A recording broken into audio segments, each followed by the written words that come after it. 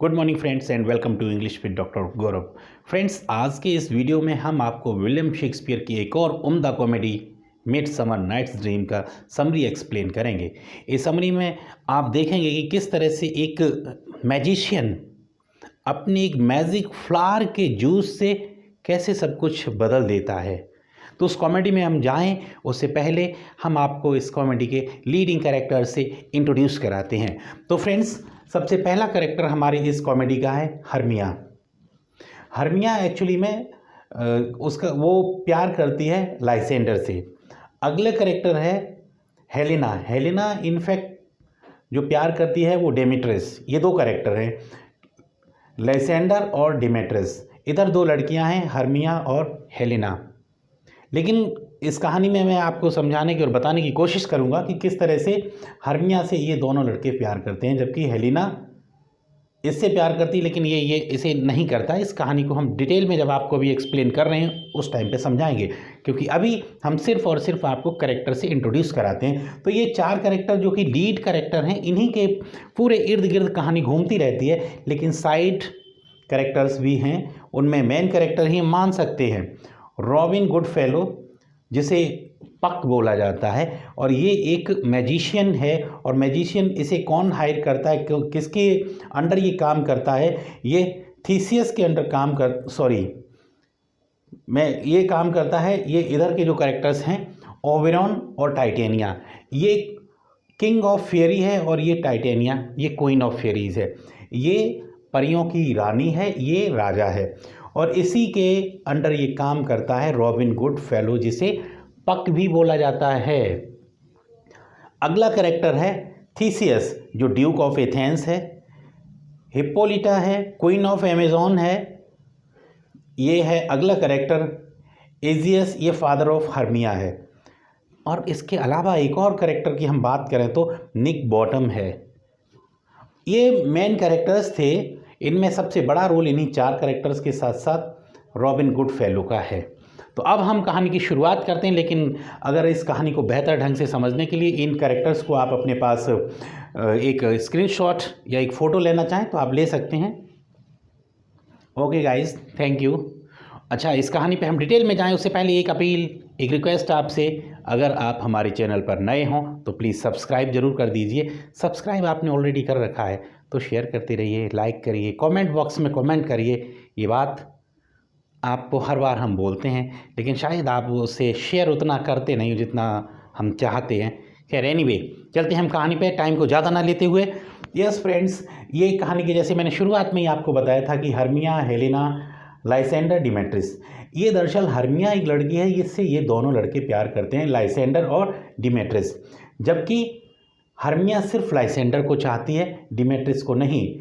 और हेलेना है, वो डिमेट्रिस को चाहती है और डिमेट्रिस हेलेना को नहीं चाहता है। ये कहानी की मेन थीम है। अब इसमें आगे क्या होता है कि इधर इस कहानी में इन दोनों जो जोड़े हैं इन पे जाएं उससे पहले थोड़ा सा बैकग्राउंड में हम आपको कहानी पे ले चलते हैं कि इस कहानी में, ये कहानी एथेंस की है, 5 प्ले कॉमेडी है। इसमें 5 एक्ट कॉमेडी है। In fact I am sorry to say, मुझे थोड़ा सा जो बोला था मैं शब्दों को चेंज कर रहा हूँ। ये 5 एक्ट की कॉमेडी है। ये थीसियस ड्यूक ऑफ एथेंस है। अब इसका जो दरअसल अमेजोन की राजकुमारी रानी थी हिप्पोलिटा, इनका यहाँ के राजा के साथ युद्ध होता है और उस युद्ध में ये थीसियस जीत जाता है। और वो जीतने के बाद वहाँ की जो क्वीन थी, क्वीन ऑफ अमेजोन था हिप्पोलिटा, उसके साथ थीसियस जब युद्ध को जीतते हैं तो इसे भी जीत लेते हैं, जाहिर सी बात है। अब इन्होंने इसके साथ अपनी शादी की एक तारीख को भी निश्चित कर दिया, और तारीख को निश्चित किया और ये आदेश कर दिया अपने लोगों को कि पूरे एथेंस को, क्योंकि ड्यूक ऑफ एथेंस की अब मैरिज है, पूरे एथेंस को एक दुल्हन की तरीके से सजा दीजिए। तो एथेंस को सजाने की तैयारी चल रही है। अब इधर एक दूसरी कहानी चल रही है। हर्मिया को ये दोनों लड़के चाहते हैं। हर्मिया सिर्फ लाइसेंडर को चाहती है और हेलेना डिमेट्रिस को चाहती है। होता क्या है कि इधर हर्मिया के जो फादर होते हैं इजियस, वो जाके ड्यूक से ये कंप्लेन करते हैं कि दरअसल हम अपनी बेटी हर्मिया की शादी डिमेट्रिस के साथ करेंगे, जबकि डिमेट्रिस इसके लिए तैयार नहीं है, वो लाइसेंडर को चाहती है। लेकिन इनफैक्ट आगे स्टोरी में ये होता है कि वो हर्मिया को भी यहाँ पे बुलाया जाता है ड्यूक ऑफ एथेंस के दरबार में, थीसियस जिनका नाम है। वो हर्मिया को कहते हैं कि तुम्हें अपने पापा की बात माननी चाहिए, तुम्हें अपनी शादी डिमेट्रिस के नाम के लड़के के साथ ही करनी होगी। अगर तुम ऐसी बात नहीं मानती हो, ऐसा नहीं करती हो, क्योंकि ये रूल्स हैं एथेंस के, ड्यूक ये डिक्लेयर करता है कि अगर आप ऐसा नहीं करोगी तो आपको नन बनना होगा या फिर मौत। क्या चाहिए है? दो ऑप्शन आपके सामने हैं। लेकिन वहाँ पे हर्मिया तैयार नहीं होती है। बात आगे जाती है। इधर हर्मिया ये भागने की तैयारी में है लाइसेंडर के साथ, और ये बात शेयर कर देती है हेलेना के साथ। हेलेना जाके चुपके से ये बात डिमेट्रिस को बता देती है कि देखिए हर्मिया तो लाइसेंडर के साथ भाग रही है, तुम क्यों लफड़े में पड़े हो। वो ये यूँ कहती है ताकि डिमेट्रिस जो है हेलेना को अब चाहने लगे। लेकिन वो जाने की बात बता देती है और वो चुपचाप उसी रात निकल जाते हैं। जब डिमेट्रियस को ये बात पता लगती, डिमेट्रियस भी उनके पीछे भागने लगता है। अब एक जंगल में पहुंचते हैं। ये पीछे से जब डिमेट्रियस जाता है, डिमेट्रियस के पीछे हेलेना पहुंच जाती है। अब ये चारों के चारों एक जंगल में पहुंच जाते हैं, डिमेट्रियस, लाइसेंडर, हेलेना और हर्मिया। उधर इस चीज़ को दरअसल ये दोनों एक जंगल में पहुंचते दौड़ते दौड़ते अब ये थक गए थे, एक जगह पे आके सो गए, हर्मिया और लाइसेंडर। पीछे से हेलेना, डिमेट्रियस भी होते हैं, डिमेट्रियस भी सो जाता है कहीं पे। अब इस बात को ओबेरॉन और टाइटेनिया देख रहे थे। उन्होंने देखा अब कि ये दोनों इस तरह से दौड़ रहे हैं, इनके बीच में दरअसल कुछ मतभेद हैं, उन्हें सुलझाया जाए। लेकिन दरअसल सुलझाया तो जाए, एक डिस्प्यूट टाइटेनिया और ओबेरॉन के बीच में भी था। वो ये था कि टाइटेनिया का जो बच्चा था वो ओबेरॉन को नहीं देना चाह रही थी। ओबेरॉन चाह रहा था कि उस बच्चे पे हम भी अपने पास रखें। तो अब ओबेरॉन ने बुलाया है पक को, पक जिसका नाम है रॉबिन गुडफेलो, उसे बुलाता कहता है कि एक मैजिकल फ्लावर को लेके आइए और उसका जो जूस होगा वो जिसकी आंखों में पड़ जाता है, वो आंख जब खोलता है पहली बार जिसे देखता है वो उसे चाहने लगता है। तो वो ये कहता है कि ये जो जूस लेके आता है पक, ये कहता है कि ये जूस तुम्हें डिमेट्रियस की आंख में डालना है। डिमेट्रियस सो रहा है, उस सोते हुए डिमेट्रियस की आंख में ये जूस डाल देना है। अब और थोड़ा सा जूस टाइटेनिया की आंख में भी डालना है। तो वो जब फ्लावर का वो जूस आ जाता है, अब इधर रॉबिन गुडफेलो पहुंचते हैं कहाँ पे, पक वो जूस लेके जहाँ पे सो रहा होता है हर्मिया और लाइसेंडर।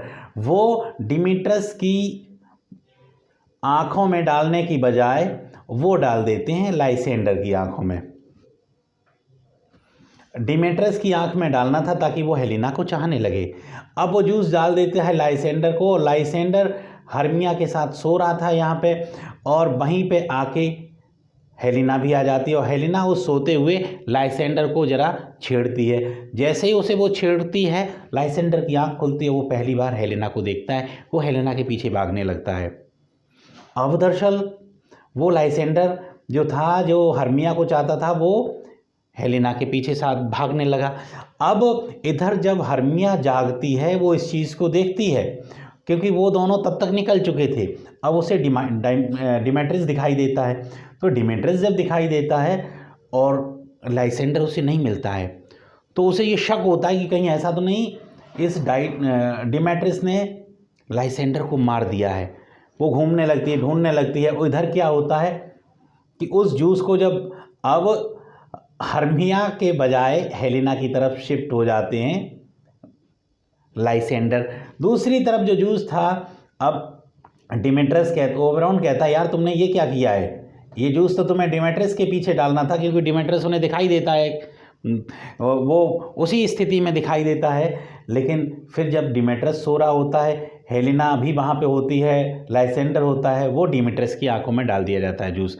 अब डिमेट्रियस और लाइसेंडर दोनों हेलेना को भी पसंद करने लगते हैं।